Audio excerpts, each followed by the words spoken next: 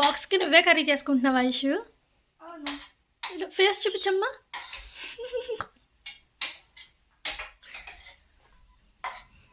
Process చెప్తావా నువ్వే చేసుకుంటున్నావు కదా. నాకు తెలియదు తెలియకుండా ఎలా చేసుకుంటున్నావు అని. ఏమో నువ్వు ఏం చేస్తావు అది తీసుకుని చేసేస్తున్నావు. ఏం చేస్తావు ఏమేస్తావు నాకు తెలియదు. మరి చపాతీ నేను చేసేస్తున్నాను. హాయ్ అండి, good morning. Welcome back to our channel ఇట్లు మీ ఐశ్వర్య. ఎలా ఉన్నారండి అందరూ? బాగున్నారా? మేము కూడా చాలా బాగున్నామండి. ఇవాళ లంచ్ బాక్స్లోకి అయితే శనగల కర్రీ చపాతీ అనమాట. సో మా ఇష్యూకి జస్ట్ కలపమని ఇచ్చాను అంతే. మా ఇష్యూ ఏం ప్రిపేర్ చేయట్లేదు, నేనే ప్రిపేర్ చేసుకుంటున్నాను. సో జస్ట్ మాడిపోతుందని అలా కలపమని చెప్పేసి నేను మా చిన్నోడిని నిద్ర లేపడానికి అయితే వెళ్ళాను అనమాట. సో సరదాగా అయితే వీడియో తీసాను.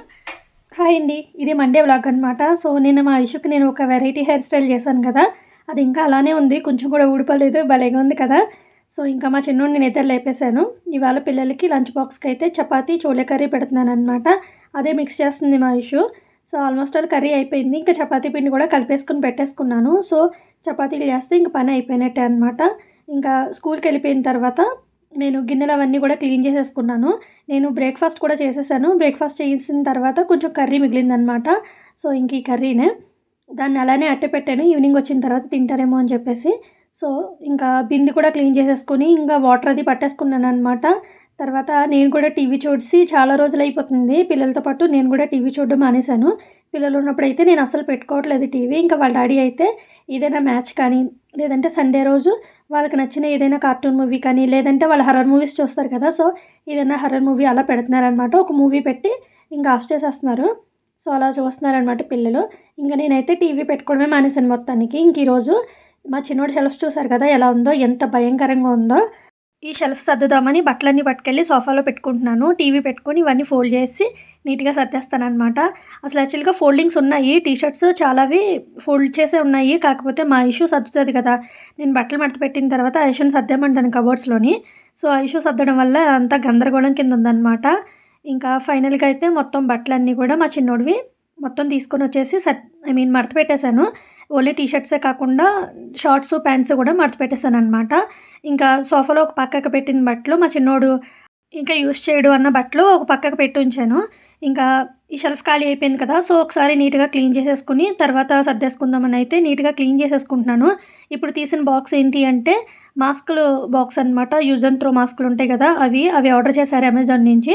సో మళ్ళీ కరోనా అయితే మంచిగానే ఒకటి కేసులు అయితే పెరుగుతున్నాయి.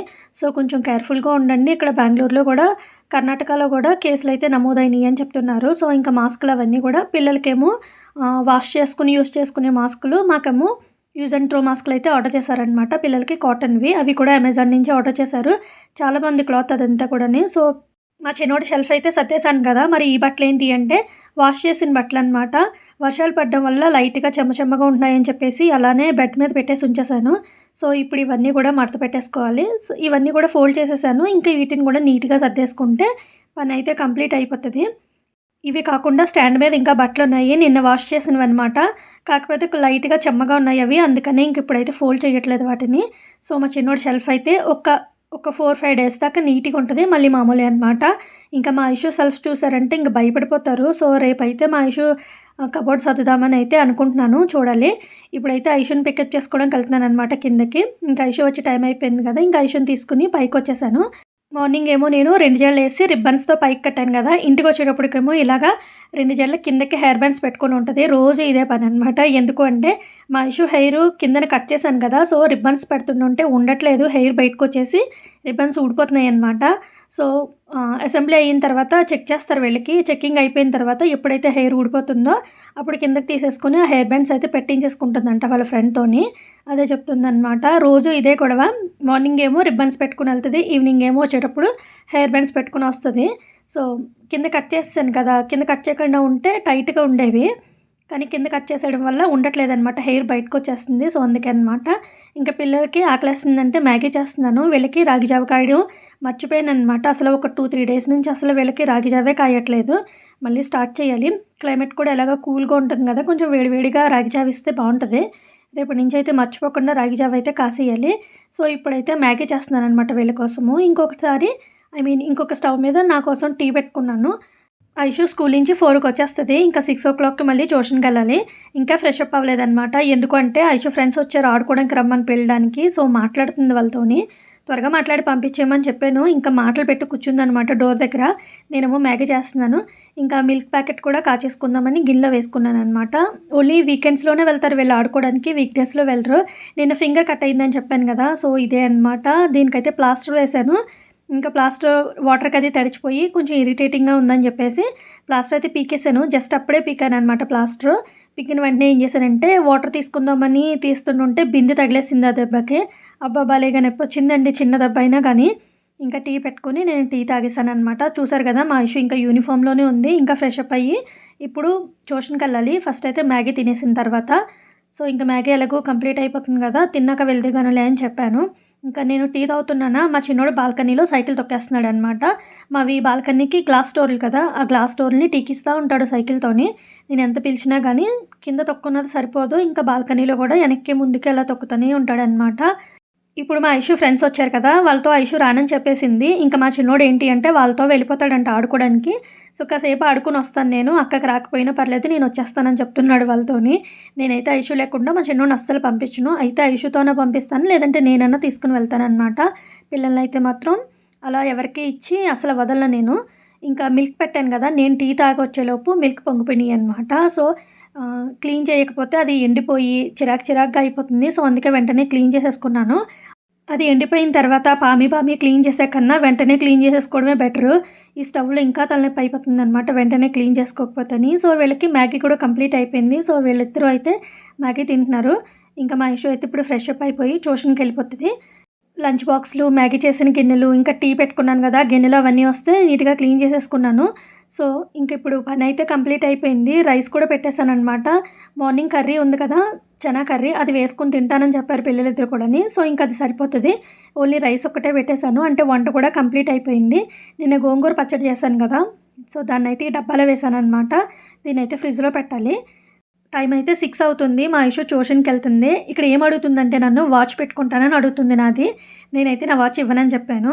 ఎందుకంటే మా ఇష్యూకి కూడా స్మార్ట్ వాచ్ ఉంది కదా, దాన్ని బెల్ట్ సరిగ్గా పెట్టదనమాట. గట్టిగా అటు లాగుతుంది ఇటు లాగుతుంది, బెల్ట్ తెంపేసింది. సో ఇంకా డైస్ అయితే అలా మూల పడేసింది అనమాట. వాళ్ళ డాడీ స్మార్ట్ వాచ్ పెట్టుకుని వెళ్ళేది, వాళ్ళ డాడీ ఏమో ఊరెళ్ళారు కదా, సో అందుకని నా వాచ్ అడుగుతుంది అనమాట. అసలు ఎందుకు ఇవ్వను అంటే ఐషుకి వస్తువుల పట్ల జాగ్రత్తగా ఉండదు కొంచెం కూడా. ఐషు కేర్లెస్గా ఉంటుంది. అది ఏదైనా కూడా వాచ్ అయినా, చెప్పులైనా, బ్యాగ్ అయినా, ఏదైనా కూడా ఎక్కడ తీసిందో అక్కడ పెట్టేస్తుందా, మళ్ళీ దాన్ని ప్లేస్లో అది పెట్టదు, జాగ్రత్తగా ఉంచుకోదు అనమాట. నాకు అందుకే నచ్చదు, తిడతాను అందుకే.